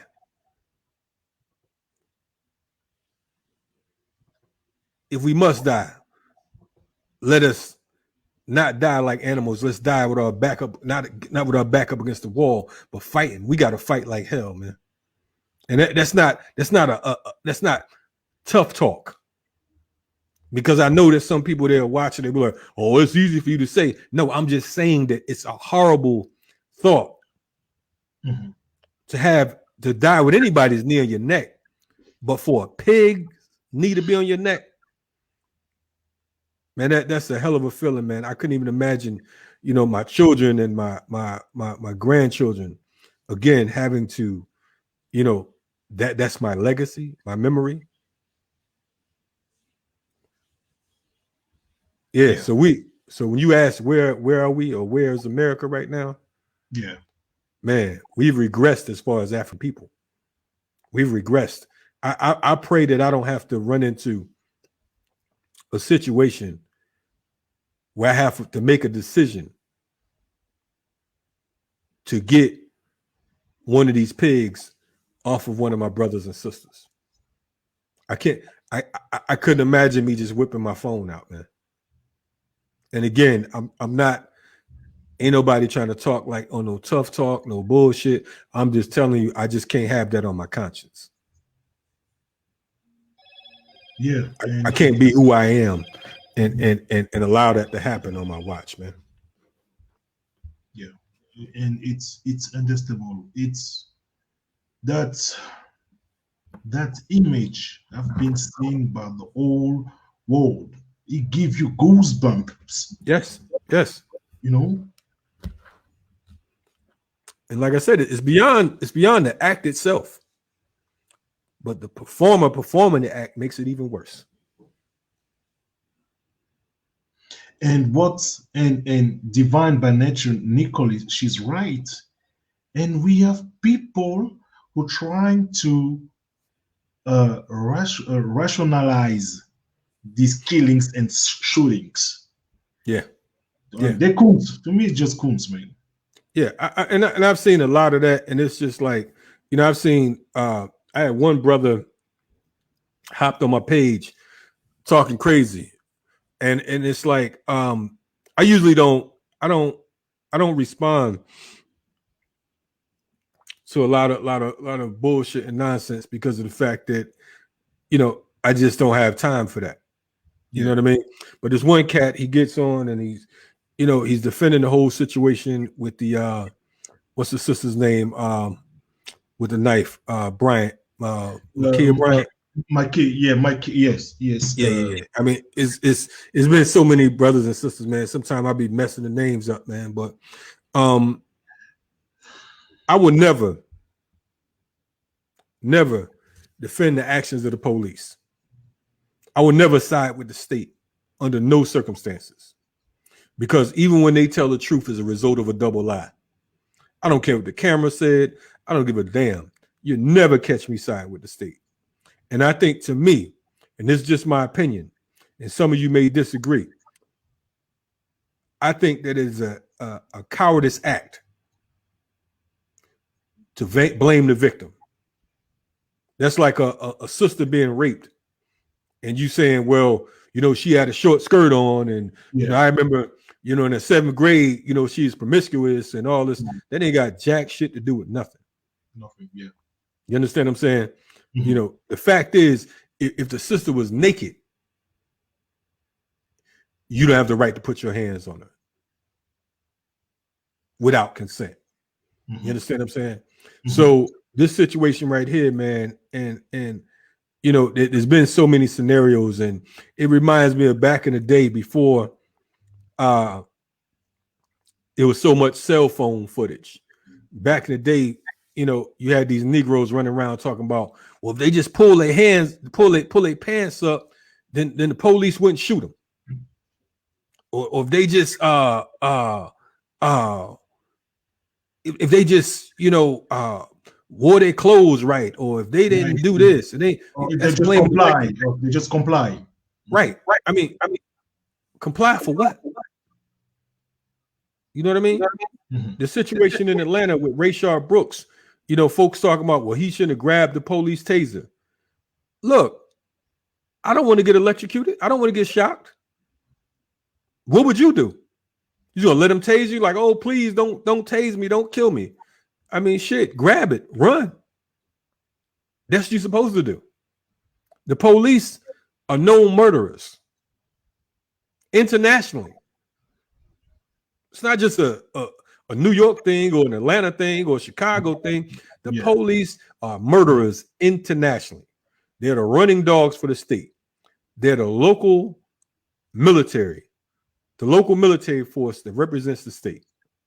You understand what I'm saying? So they have a track record. You can pull up the news anywhere in the world and you see police murdering and brutalizing folks. In some areas, the police are the chief extortionists. Exactly. And you might have went to school with them. Yes. You know, they might be your uncle. You know what I'm saying? Well, you know, that's, you know, well, my uncle's a cop. If he's a criminal, he's a criminal. Mm. And to me, if you work with the police, you know, I mean, man, it's a brainwashing situation, man. You get some folks saying, well, he just a spook to set by the door. Yeah, it is. He's just a nigga sitting by the door, spook. That's what he is. And I even read a report from Ohio State University saying from 2005 to 2017, 80% of the police have murdered, shot, or assassinated a black person. And only 35 have been convicted. Right. Yeah. Well, I mean, you know, to be honest with you, man. And what type of conviction is it anyway? It's just a joke. Right. And that's, I mean, you know, in some cases, man, I like Hammurabi's code of law. Mm-hmm. You know, if you steal something, chop their hand off. You murder, you know, kill them. You know what I mean? So I think that when it comes to the police, maybe that law should be brought back. Hammurabi's code of law. If you shoot an innocent man, then maybe you should be shot. You know what I mean? But for you to be tried and convicted, what? I mean, gonna be tried to prove what? And I mean, you know, I mean, to be honest with you, with the state, we don't even know if these guys even make it to prison in most cases. Yes. We have no idea. You know what I mean? So the thing is, it's like there's no there's no thought of justice in America. I'm not impressed when they say that a cop was convicted. Derek Chauvin was convicted in Minnesota some weeks ago. This past week, Garrett Ralph, the white boy who murdered Rayshard Brooks, had his job reinstated. He still, my man ain't been dead a year yet. And he has his job back because the fact that they say that there was no due process. There was no due process with Rayshard Brooks being murdered. You understand what I'm saying? Mm-hmm. I mean, Rayshard Brooks, you know, they say he had alcohol or whatever, and I'm you know, whatever the case on that. You know, I don't think no one should be murdered because they're drunk. But, you know, he was in a Wendy's drive-thru. He never even made it to his last supper. You understand what I'm saying? They said he fell asleep in the drive-thru. And the Negroes called the police on him. I guess they couldn't knock on the window and say, hey, man, you need to wake up and pull over. Mm-hmm. Let's call the police. Now he's dead. And it took a white woman to burn the Wendy's down. To do what? It took a white woman to come back and burn that Wendy's down because she felt that it wouldn't be right for that Wendy's to still stand there after that was the scene of the crime, the scene of where Rayshard Brooks was murdered here in Atlanta last summer. You understand what I'm saying? So, you know, we're in a hell of a place, man. We are, and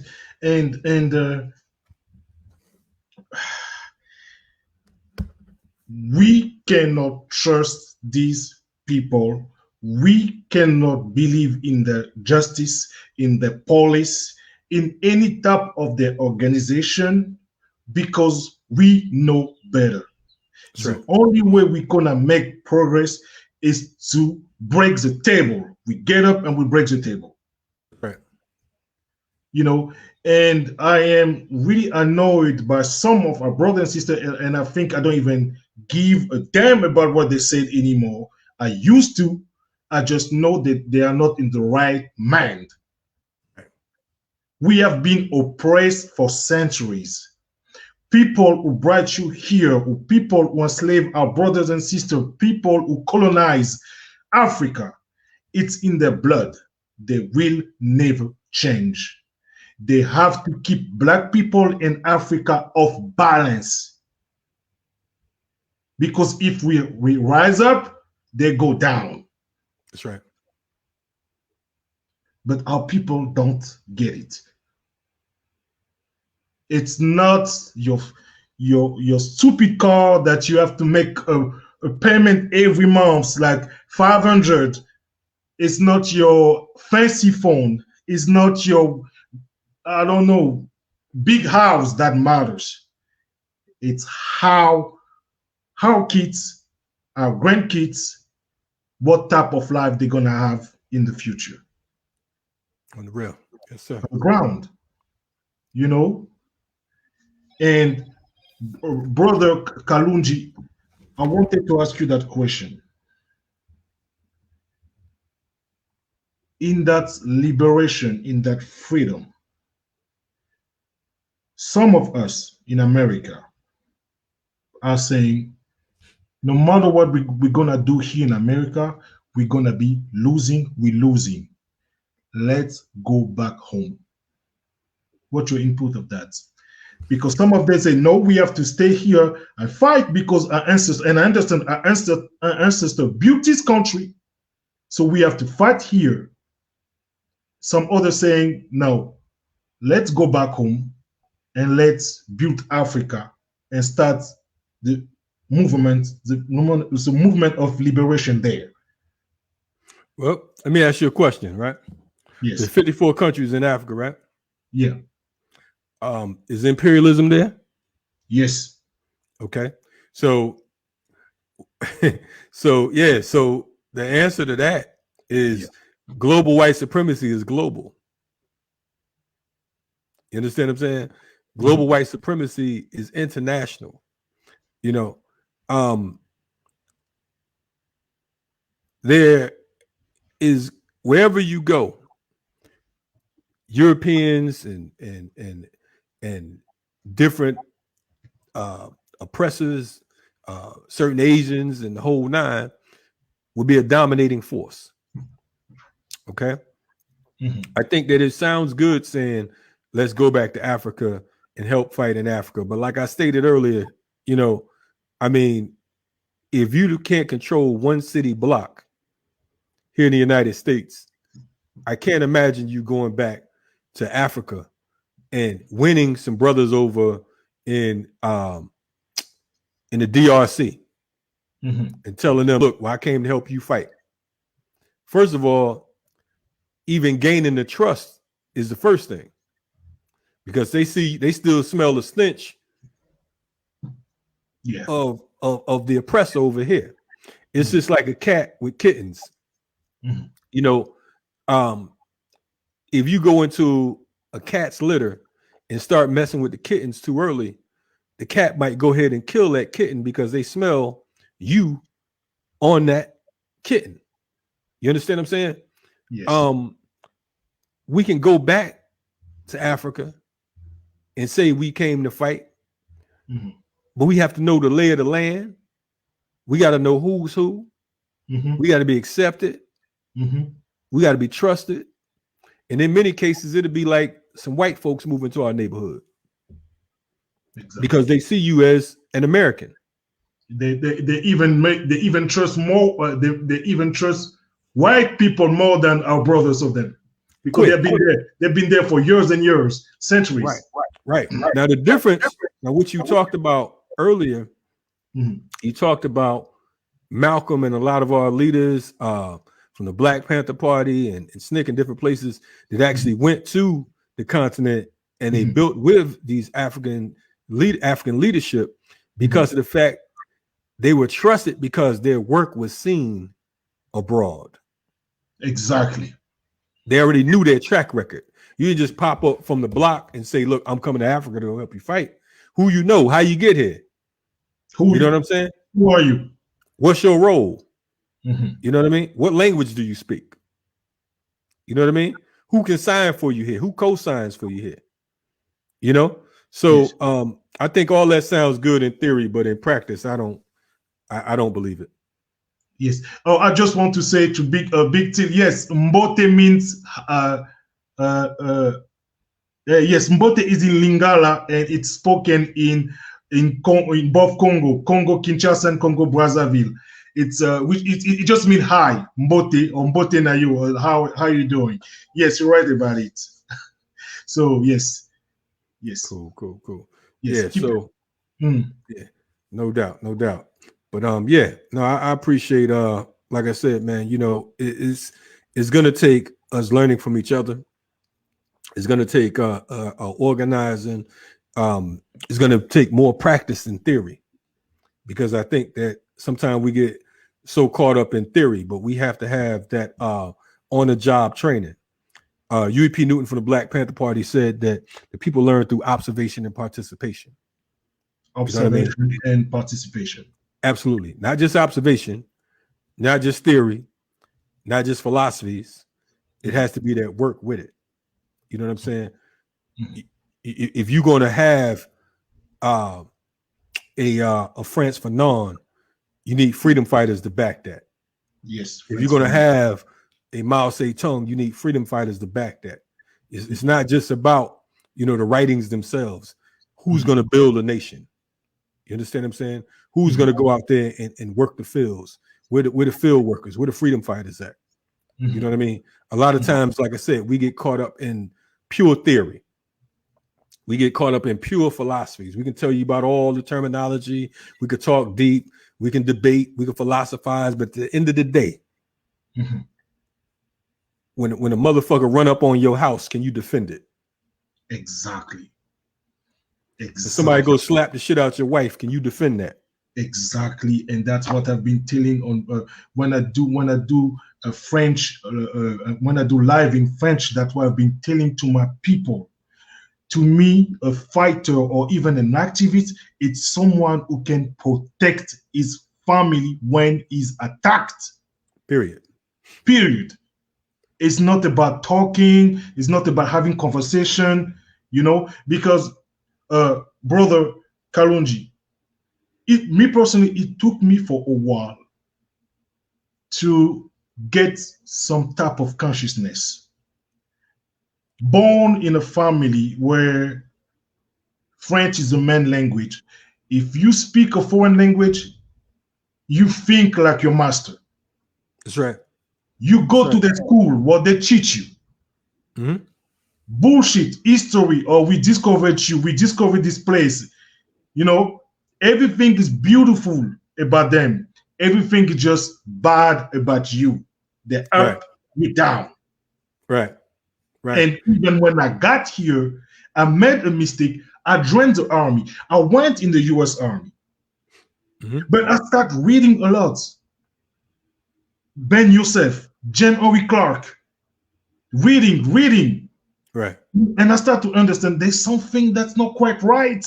I'm not doing the right thing here. Because if they said, go back to Congo and go kill your people, what I'm going to do? You got to go back to the Congo and do your thing. You got to do the bidding of the enemy. And that's your job. So I am. Yes. And I was in the imperialist army wanting to kill my own people. That's right. And I went to talk to my surgeon. I said, I was already a surgeon. I said, I need to get out. My contract was 6 years. It was only maybe my second or third year. So I said, I need to get out. Right. Yeah, but you have a contract. No. We need to find a way. I cannot finish. I cannot go to the end of my contract. I need to get out. And I got out. So when I see some brothers from Africa, because there's many of them in the U.S. Army, we said, oh, but I cannot get out. It's too hard. I'm like, bullshit. If I did it, you can do it. Right. But you gotta, what you're saying is, you know, here in the United States with the police, that's a microcosm of the macrocosm. So just like you saying, if they send you to the Congo and tell you got to kill your people, if they send you to the hoods of Compton, if they send you to Minnesota, if they send you to Miami, wherever they have you at, you know what I mean? Because of the fact that, like I said, you are the local military arm of the establishment. You understand what I'm saying? So if you, wherever they send you to kill, then that's what you got to do. And it's not about, well, you know, she's black or she's this or whatever. See, only the victims get caught up in the oppressor's identity.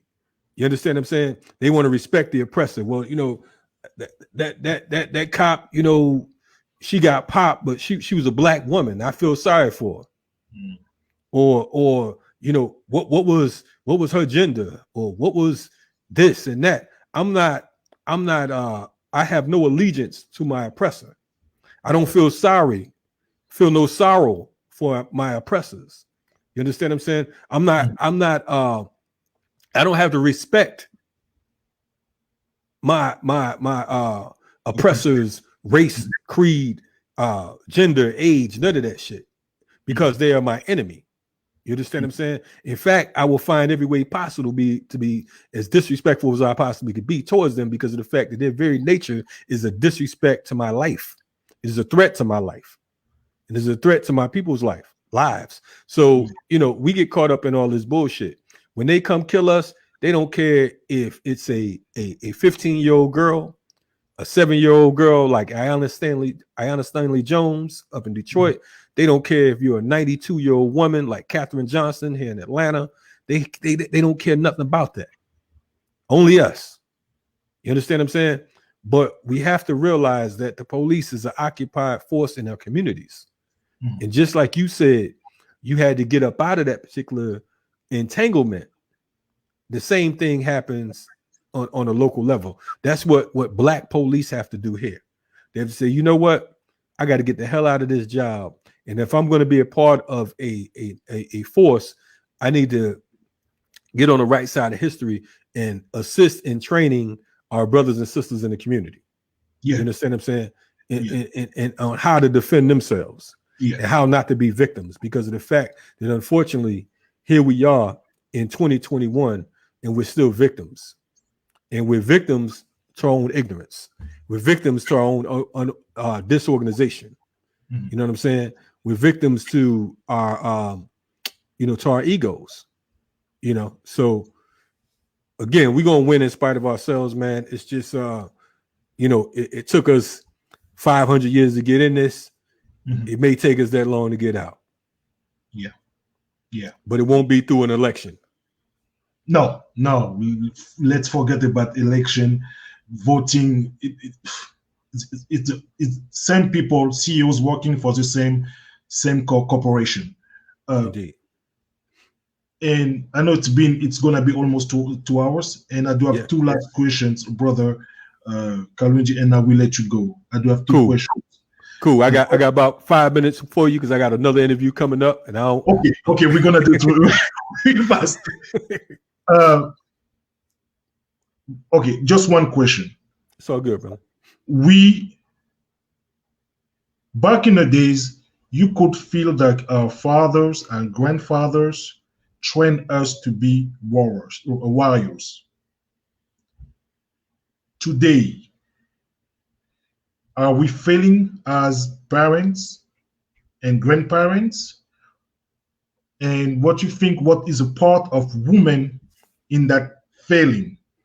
Because in our African culture, African tradition, women She's the main key, the piece, the master key for kids' education. Are we all failing? And what you think of the role of women in that education to train warriors? Are the men are so corrupted, or we are all corrupted? So just what your input on that, and we're gonna close it up. Yeah, I'd say that you know, I think that we have with our organization, for instance, you know, with the African Martial Arts Institute, with the comrades there, the sisters and the brothers train alike. You know, so the sisters, they fight the same way the brothers fight. If they're disarming the same way the brothers disarm. They're not on the side cooking and you know, licking our wounds. They catching wounds with us because we recognize that in war, the enemy is not concerned with whether, like I said a little while ago, whether or not you are a boy, a girl, or a man, a woman, or whatever you choose to be. They're not concerned with that. Their concern is to diminish the threat. And you being an African here in America or abroad, you are the threat. I think that one of the disservices that we're doing right now with our children is that we have this whole social media thing and internet. I think that it's easier for the bullshit to seep in their minds because of the fact that we can't control everything they're doing 24/7. You know what I'm saying? So it's all types of psychological warfare that's been aimed and geared towards them. It's all types of ways of thinking that are being projected on them. There's all types of ideologies that's been projected on them. So now all of a sudden your children are saying things and you're like, where is she getting this from? Where's he getting it from? Because she heard it from the cartoon. Yeah. You know what I mean? They heard it from their homie on Snapchat, or I forgot the little thing where they be dancing and shit. That might TikTok. be Snapchat. TikTok. Okay, yeah. I feel old as hell. Yeah, so you know, they're learning this shit from their peers who are learning it from you know, entertainment, you know, not just music, but you know, film, so on and so forth. You know, so I think that those are dividers when it comes to, you know, us honing in on our divine African potential. It serves as a division between us knowing who we are and the manufacturing of what I call the nigger. You know what I'm saying? You know, the United States is the chief manufacturer of the nigger machine. They promote ignorance. They promote bullshit. Like I said earlier, we talk about, man, people being murdered in the street right now. What's going on, man? The police just killed somebody over here. Yeah, but Kevin Samuels and Umar Johnson, they beefing. You understand? Yeah. We get caught up in all the bullshit. We got to figure out who our enemies is and turn our back to our enemy. Not turn our back, but just, you know, step away from them. You never want to turn your back to your enemy, but you have to, you know, operate 24/7 as if we are at war, because we are at war. Now, we always hear people talking about it online, and folks are always talking about, man, we ain't gonna take it no more. That's a broken record.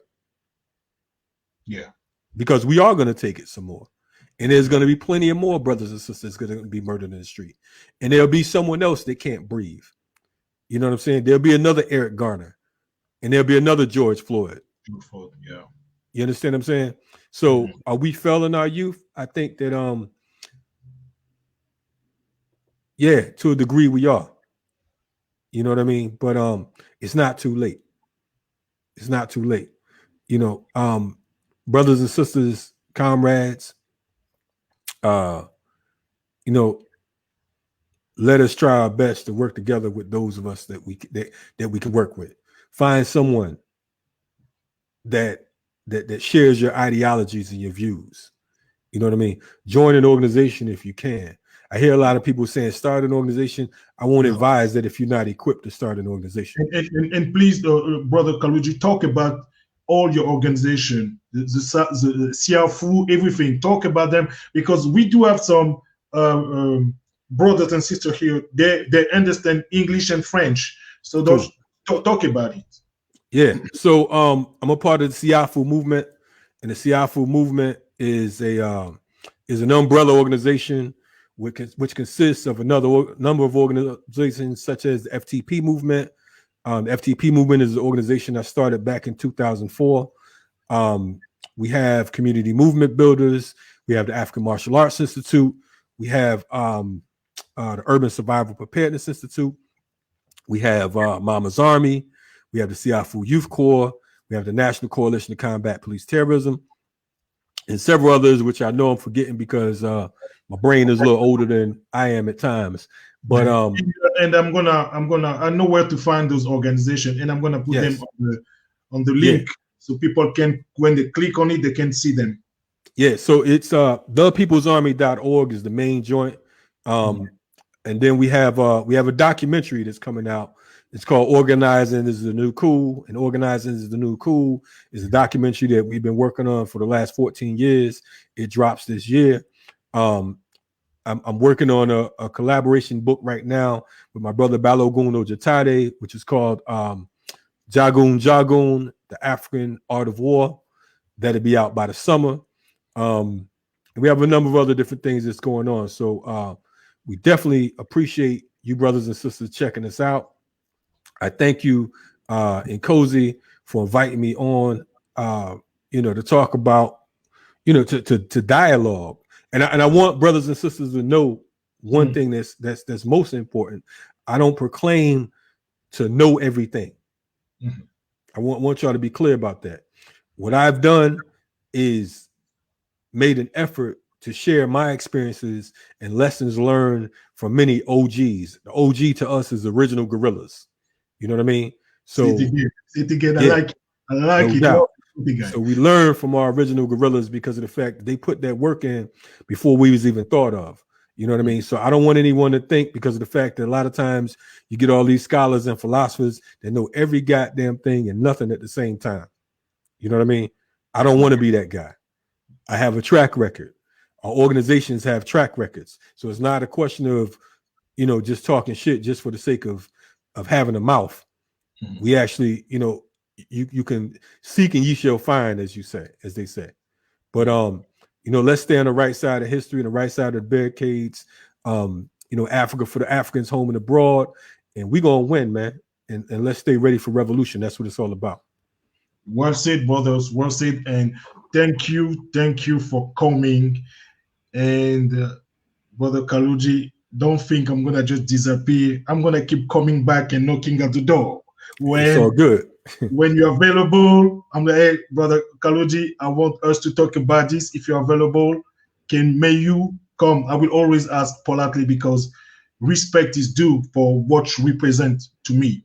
And thanks for all subscribers, new subscribers. Please subscribe to the channel. Yes. And click on the notification and like the video. You guys, you have to understand the channel is in English and French. So what I'm trying to do with this is talking to both sides. So some lives gonna be in French, some lives gonna be in English. So don't get discouraged if it's in English or if it's in French and you don't understand the language. And I'm gonna try also to bring more people who speak both, so I can have the same person for the English version and the French version. So thank you so much, Brother Kalonji.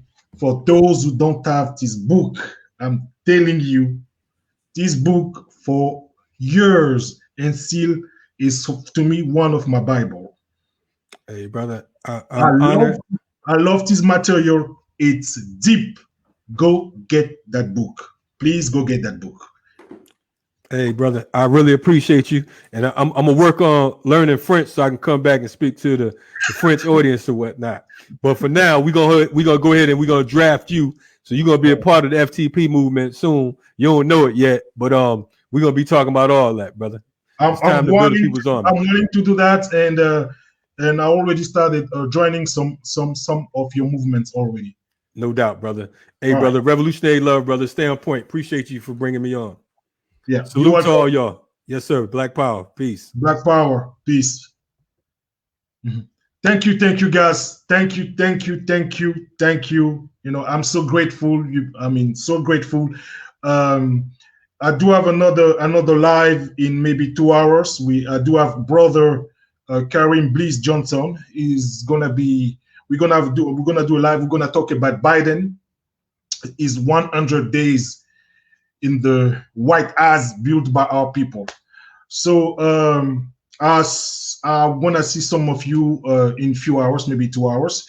Thank you again.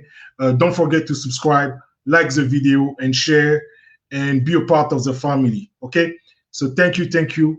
Have a good night, and I see you in few hours. Thank you so much. All right. This is the end. Bye family. Mbote, Kiambote, Yenge, Otep. I see you in few hours, and thank you again for watching this live. My name is NKOZI, and the channel is Yenge. I see you in few hours. Bye. Nigga talk about revolution. Nigga talk about revolution. We never talk about a solution. Everybody wanna see a change, but don't nobody really wanna do shit. Nigga talk about revolution. We never talk about a solution. Everybody wanna see change, but don't nobody really wanna do shit. Nigga.